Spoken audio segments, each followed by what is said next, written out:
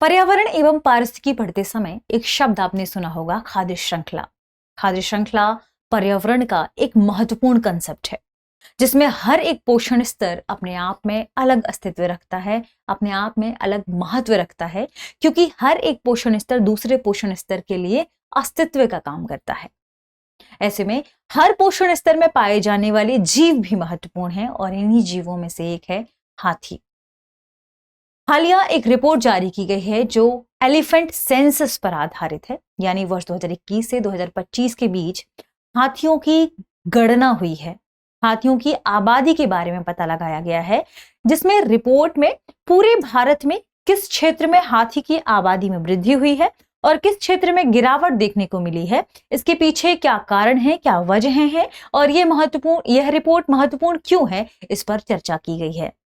तो आज के सेशन में हम इसी रिपोर्ट के इर्द गिर्द सभी महत्वपूर्ण पहलुओं को समझने की कोशिश करते हैं और देखते हैं आज के हमारे टॉपिक को। ठीक है, हमारा विषय है SAIEE 2021 से 2025 रिपोर्ट, जिसमें हाथियों की संख्या में जो गिरावट है इसके पीछे की मुख्य वजह है और किस क्षेत्र में हाथियों की संख्या में वृद्धि हुई है, इस पर हम चर्चा करेंगे, जिसे synchronous all India elephant estimation कहा जा रहा है। क्या कहा जा रहा है? Synchronous all India elephant estimate, जिसका हिंदी में अनुवाद है समकालिक अखिल भारतीय हाथी अनुमान 2021 से 25 रिपोर्ट। ठीक है, तो इसे इंग्लिश में भी याद रखिएगा, synchronous all India elephant estimation. ठीक है, सिंक्रोनस ऑल इंडिया क्या ध्यान रखना है? Elephant estimation. एलिफेंट एस्टिमेशन, ठीक है। और यह एस्टिमेशन कब से कब तक है? 2021 से 2025 तक। देखिए, 1992 के बाद जब बाघों की गणना की बारी आई, तब एक और वन्यजीव की तरफ लोगों का रुझान गया, वो था हाथी, एलिफेंट। इसलिए उसके बाद फिर हर 5 वर्ष में एलिफेंट को लेकर भी सेंसस होने लगा था। ठीक है, ये ध्यान रखिएगा कि जब भी महत्वपूर्ण हाथी की प्रजाति की बात आती है तो IUCN की रेड लिस्ट जो इन सभी प्रजातियों के बारे में बताती है कि कौन सी प्रजाति किस कैटेगरी में है, लुप्तप्राय है या संकटग्रस्त है, इनके बारे में चर्चा करती है, इनकी स्थिति के बारे में बताती है वैश्विक लेवल पर। तो IUCN की रेड लिस्ट में एलिफस मैग्निसस, आपने हाथी की इस प्रजाति के बारे में सुना भी होगा, तो एलिफस मैक्सिमस, ये शब्द आपको लिखना है, एलिफस मैक्सिमस। ठीक है, IUCN की रेड लिस्ट में ये लुप्तप्राय प्रजाति के रूप में शामिल है। अगर भारत में हाथियों की आबादी की चर्चा करें तो किस क्षेत्र में इसका कितना विवरण है, टॉपिक पर ही चर्चा करते हैं, जिसमें हमने देखा कि जो ये एस्टिमेट अनुमान आया है, सेंसस की गई है जो हाथियों की, उसमें समकालिक अखिल भारतीय हाथी अनुमान में देश भर में 22,446 हाथियों की संख्या पाई गई है। ठीक है, ध्यान रखिए, 22,446। अब एक इंपॉर्टेंट बात कि यह रिपोर्ट किसके द्वारा निकाली गई है? यह रिपोर्ट केंद्रीय पर्यावरण मंत्रालय व भारतीय वन्यजीव संस्थान, ये भी एक इंपॉर्टेंट है, फैक्ट नोट कर लीजिएगा, केंद्रीय पर्यावरण मंत्रालय, क्योंकि 2 लोगों ने मिलकर निकाली है, तो ये बहुत इंपॉर्टेंट फैक्ट हो जाएगा। ठीक है, प्लस कौन है? भारतीय वन्यजीव संस्थान प्लस भारतीय वन्यजीव संस्थान, इन दोनों ने मिलकर ये रिपोर्ट निकाली है, जिसमें हाथियों की संख्या देश भर में 22,446 निकली है, जिसमें सबसे ज्यादा हाथी पाए गए हैं 2 क्षेत्रों में, एक तो दक्षिणी राज्यों के पश्चिमी घाटों में और दूसरा पूर्वोत्तर के पहाड़ी व मैदानी इलाकों में। तो ये भी इंपॉर्टेंट है, आपको इसे नोट कर लेना है। 2 हिस्सों में हाथियों की संख्या सबसे ज्यादा 2 क्षेत्रों में पाई गई है। ठीक है, ये ध्यान रखिएगा। पहला क्षेत्र है कौन सा? पश्चिमी घाट, साउथ इंडिया के, सदर्न इंडियन के कौन से हिस्से में? पश्चिमी घाट में, वेस्टर्न घाट में। ठीक है, और दूसरा रीजन क्या है? जब आप नॉर्थ ईस्ट वाले इलाके में जाएंगे तो पूर्वोत्तर के पहाड़ी और मैदानी क्षेत्रों में, नॉर्थ ईस्ट के पहाड़ी व मैदानी क्षेत्रों में। अब ये क्षेत्र कौन से हैं अभी हम आगे चर्चा करेंगे। ये ध्यान रखिएगा कि ये जो जनगणना है इसमें एक खास तरीके की पद्धति का इस्तेमाल किया गया है, टेक्निक का इस्तेमाल किया गया है, जिसे डीएनए आधारित मार्ग रिसेप्चर विधि कहा गया है। ठीक है, ध्यान रखें, ये भी इंपॉर्टेंट फैक्ट है। आगे बढ़ते हैं और देखते हैं सबसे इंपॉर्टेंट जानकारी के बारे में कि आखिर किस क्षेत्र में, कर्नाटक में या पूर्वोत्तर क्षेत्र में कहां पर हाथियों की संख्या ज्यादा पाई गई है। अगर बात करें कर्नाटक में हाथियों की अधिकतम संख्या के बारे में कि ऐसा क्यों है, तो कर्नाटक में सबसे ज्यादा संख्या हाथियों की पाई गई है। साउथ इंडिया वाले रीजन की हम बात करें, इसका एक प्रमुख कारण यह है कि यहाँ विविध प्रकार के आवास मौजूद हैं, और जहां विविध प्रकार के हैबिटेट्स मौजूद होते हैं वहां हाथियों के लिए एक स्थान से दूसरे स्थान पर कॉरिडोर में जाना आसान हो जाता है। तो यहाँ पर दो प्रकार के विविध आवास है, इंपॉर्टेंट भी है। पहला है घने पश्चिमी घाट के जंगल, घने पश्चिमी घाट के जंगल, पश्चिमी घाट के जंगल ये मौजूद है यहाँ पर। ठीक है, सदर्न हिस्से की हम बात कर रहे हैं। और दूसरा है कि यहाँ जो दक्कन का पठार वाला रीजन है उसका परिदृश्य। ठीक है, तो एक और बात आपको क्या ध्यान रखना है कि दक्कन का पठार वाला रीजन, ये दो रीजन है जहां पर इस क्षेत्र में ज्यादा हाथियों की संख्या देखने को मिली है, इसलिए यहाँ पर अधिकतम हाथी हैं। दूसरी बात यह कि जब जंगल बड़े होते हैं, जंगल विस्तारित होते हैं, बहुत क्षेत्र को कवर करते हैं, तो वहां पर हाथियों के आवागमन के लिए स्थान मौजूद होता है, वहां पर ज्यादा आसानी से वो पल बढ़ सकते हैं। तो इसका एक और रीजन क्या है कि जंगल बड़े हिस्सों में फैले हुए हैं, बड़े हिस्सों से कनेक्टेड है, जुड़े हुए हैं, और घने जंगलों की वजह से जो हाथियों के लिए कॉरिडोर है वो अधिक मिल पाता है। ठीक है, तो प्रमुख कारण क्या है, घने जंगल। ठीक है, और इसके बाद कि घने जंगल की वजह से जंगल आपस में कनेक्टेड है, तो हाथी कॉरिडोर, हाथी गलियारा, हाथी गलियारा यहां पर सुनिश्चित हो पाता है, इनके लिए स्थान मिल जाता है एक स्थान से दूसरे स्थान पर विजिट करने के लिए। इसके विपरीत यदि हम उत्तर भारत की बात करें, इसके विपरीत यदि हम पूर्वी रीजन की बात करें और मध्य भारत वाले क्षेत्र की बात करें, तो यहां पर वनों का विखंडन है। तो बात करें इसके विपरीत हिस्से में कि अगर पूर्वी हिस्से में, क्योंकि उत्तर पूर्वी हिस्से में है हाथी, पूर्वी हिस्से में नहीं है, तो पूर्वी हिस्से में क्यों नहीं है, व मध्य भारत में क्यों नहीं है हाथी, क्योंकि यहां पर वनों का विखंडन है, यहां वन विखंडित रूप में मौजूद है। ठीक है, वनों का विखंडन है, वनों के विखंडन की वजह से, वनों में विखंडन के कारण यहां पर हाथियों की संख्या कम है। अब एक और इंपॉर्टेंट बात कि लोकेशन वाइज हम देखते हैं कि लोकेशन वाइज हाथी कहां कहां है। ठीक है, देखिए लोकेशन वाइज हाथी देखने से पहले हम प्रमुख हाथी आरक्षित क्षेत्रों की बात कर लेते हैं कि कौन कौन से रीजन है जहां पर हाथियों की आरक्षित क्षेत्र निर्धारित किए गए। सबसे पहले ध्यान रखिएगा पश्चिमी घाट में, पश्चिमी घाट वाला रीजन, पश्चिमी घाट में जो ये ब्रह्मगिरी नीलगिरी ईस्टर्न घाट ब्लॉक है, ये हाथियों के लिए महत्वपूर्ण रीजन है, महत्वपूर्ण क्षेत्र है, क्योंकि पश्चिमी घाट में सबसे बड़ा हाथी आबादी वाला क्षेत्र है। ठीक है, तो ध्यान रखिएगा पश्चिमी घाट में भी, ये कहां पर है, ये है पश्चिमी घाट वाले हिस्से में। ठीक है, जिसमें सबसे महत्वपूर्ण क्षेत्र क्या है, ब्रह्मगिरी नीलगिरी ईस्टर्न घाट ब्लॉक। ठीक है, तो ये भी आपको इंपॉर्टेंट रीजन है, क्योंकि ब्रह्मगिरी नीलगिरी ईस्टर्न घाट ब्लॉक जो है वह दो हिस्सों में, दो क्षेत्रों में डिवाइड, हालांकि इसे कई क्षेत्रों में आप डिवाइड करके देख सकते हैं। जैसे पहला है मैसूर हाथी आरक्षित क्षेत्र, पहला है मैसूर हाथी आरक्षित क्षेत्र, हाथी आरक्षित क्षेत्र। इन रीजंस को आपको जरूर ध्यान रखना, क्योंकि ये सारे रीजन हाथियों के लिहाज से, इनके विस्तार के लिहाज से बहुत इंपॉर्टेंट है। तो मैसूर हाथी आरक्षित क्षेत्र, फिर नीलगिरी, नीलगिरी हाथी आरक्षित क्षेत्र।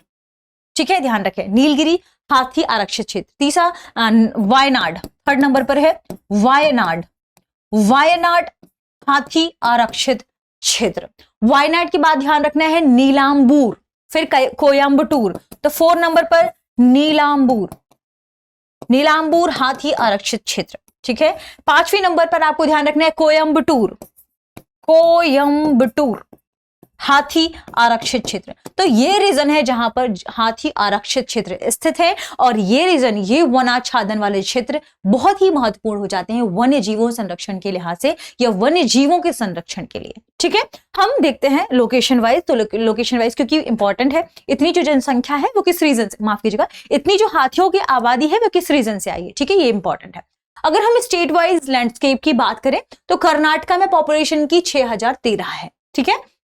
तमिलनाडु में 3136, केरल में 2785, ठीक है। ये ध्यान रखिएगा, हम बात कर रहे हैं स्टेट और लैंडस्केप हिस्से के रूप में। फिर हम बात करें वेस्टर्न घाट में, तो झारखंड में वेस्टर्न घाट में, माफ कीजिएगा, वेस्टर्न घाट इनका टोटल निकालते हैं तो होगा 11,934। ये किसी भी अन्य क्षेत्र से ज्यादा हाथी की आबादी को दिखाता है, दर्शाता है, ठीक है। तो ये वेस्टर्न घाट वाला हिस्सा। आगे बढ़ते हैं और हम देखते हैं अन्य हिस्सों में। झारखंड में 217 है, ओडिशा में 912, मध्य प्रदेश में 97, छत्तीसगढ़ में 451। क्यों बढ़ी है संख्या इनकी, ये भी हम देखेंगे। मध्य प्रदेश में भी बढ़ी है, पहले नहीं थी, क्यों बढ़ी है हम ये भी जानेंगे, ठीक है। महाराष्ट्र वेस्टर्न घाट वाले रीजन की बात करें उसमें 63 है। वेस्ट बंगाल साउथ वाले हिस्से में 31 है। आंध्र प्रदेश में 120, ठीक है। अब इसी हिस्से में हम आगे बढ़ते हैं तो ये जो हिस्सा है झारखंड, ओडिशा, मध्य प्रदेश, छत्तीसगढ़ से लेकर आंध्र प्रदेश तक का ये हिस्सा है सेंट्रल इंडिया एंड ईस्टर्न घाट। यहां पर 1819 हाथी, माफ कीजिएगा 1891 हाथी है, ठीक है। आगे बढ़ते हैं। उत्तराखंड में 1792, उत्तर प्रदेश में 257, बिहार में 13, टोटल कितना हो गया 2062। ये शिवालिक हिल्स और गैंगेटिक प्लेन वाले हिस्से हैं। इसके बाद अरुणाचल प्रदेश में 617, असम में 4159, इसके अलावा मणिपुर में 9, मेघालय में 677, मिजोरम में 16, नागालैंड में 252, त्रिपुरा में 153, वेस्ट बंगाल नॉर्थ में 676। ये total north east hills and Brahmaputra flood plains मिलाकर इस हिस्से में है 6559। अब इनका टोटल करेंगे तो 22, ये सब टोटल मिला के होगा 22,446। ये वे रीजन है जहां पर हाथी पाए जाते हैं। लोकेशन वाइज भी आपको ये ध्यान रखना है, इंपॉर्टेंट है, ठीक है। आगे बढ़ते हैं और देखते हैं कि आखिर हाथियों की जो संख्या है उसमें गिरावट क्यों देखने को मिल रही है, ये घट क्यों रही है संख्या, और जो गणना की नई पद्धति है यह क्या है, ठीक है। हाथियों की संख्या में यदि हम गिरावट की बात करें तो 2017 की तुलना में ये गिरकर 18% कम हो गई है, क्योंकि 2017 में इसका जो एस्टिमेट है वह ज्यादा बताया गया था, जबकि 2025 में इसमें 18% की कमी देखने को मिली है, इसमें गिरावट देखने को मिली है। सबसे अधिक कमी कहां पर है, पूर्वोत्तर क्षेत्र में, तो वह रीजन जहां पर कमी सबसे ज्यादा है, जहां पर इसे थोड़ा सा स्पष्ट लिखते हैं, कमी जहां पर गिरावट सबसे ज्यादा देखने को मिली है वो कौन सा हिस्सा है, वो है पूर्वोत्तर क्षेत्र में, ठीक है। नोट कर लीजिएगा, भले ही वहां पर संख्या ज्यादा है लेकिन वहां पर कमी देखने को मिली है, गिरावट देखने को मिली है। पूर्वोत्तर क्षेत्र, पूर्वोत्तर और मध्य क्षेत्र, ठीक है। तो कौन सा हिस्सा याद रखना है, पूर्वोत्तर वाला क्षेत्र जहां पर कमी हुई है। दूसरा मध्य भारत पूर्वी घाट, ठीक है। दूसरा है मध्य भारत में पूर्वी घाट। अब ये क्यों, हम इससे भी समझने की कोशिश आगे करेंगे। देखिए, पूर्वोत्तर क्षेत्र की बात करें, मध्य भारत क्षेत्र की बात करें तो यहां से हाथियों को कॉरिडोर मिल रहा है, वो पलायन कर जा रहे हैं साउथ की तरफ, ठीक है।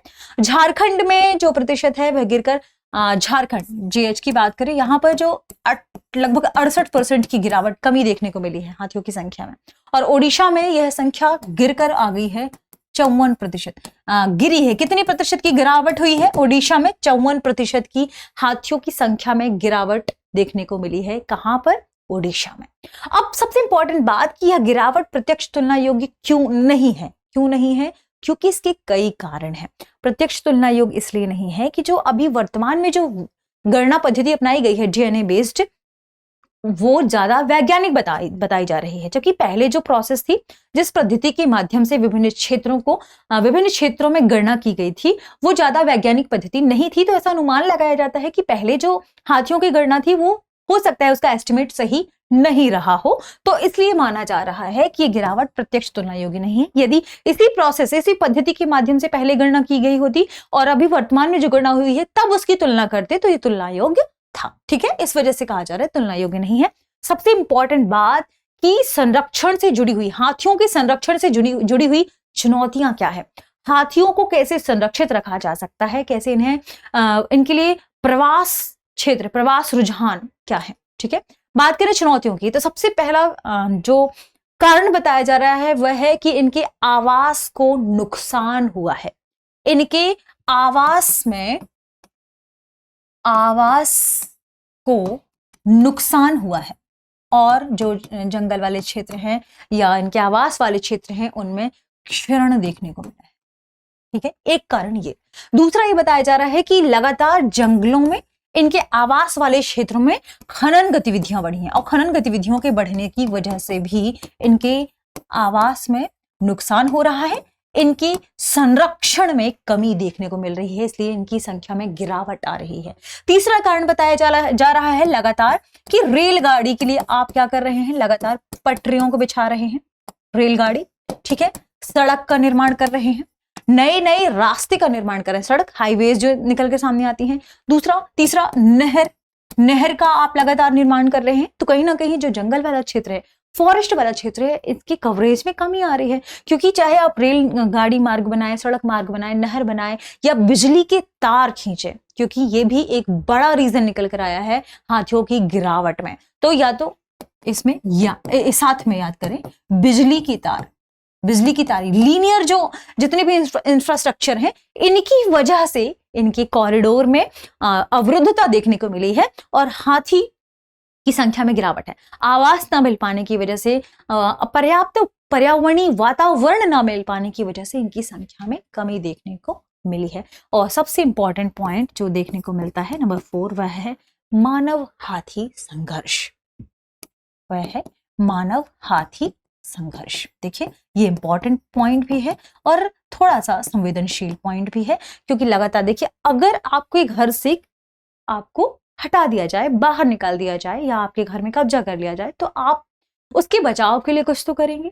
और उसी की प्रतिक्रिया है कि हाथियों को मारा जा रहा है और उनकी संख्या में गिरावट देखने को मिली है। तो ये इंपॉर्टेंट कुछ चुनौतियां थी जिन पर हमने चर्चा की।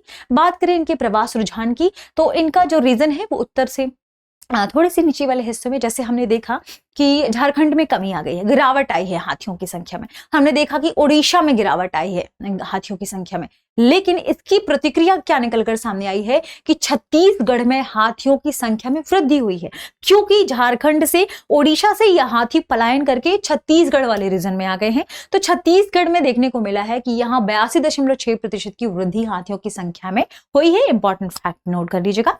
झारखंड और ओडिशा से हाथी पलायन करके छत्तीसगढ़ में पहुंच गए हैं।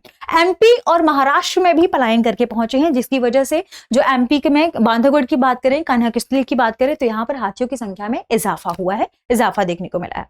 नए क्षेत्रों में आने से यह भी देखने को मिला है कि अगर हाथी नए क्षेत्रों में पलायन कर जा रहे हैं तो फसल नुकसान हुआ है, वनस्पतियों का नुकसान हुआ है और साथ में देखिए, माफ कीजिएगा, वनस्पति नहीं, संपत्ति क्षति। ठीक है, तो यदि हम देखें प्रमुख कारणों की कि अगर हाथी पलायन करते हैं तो क्या हमें प्रत्यक्ष प्रवास के उनके क्या नुकसान देखने को मिलते हैं हमें प्रवास के रीजन पर।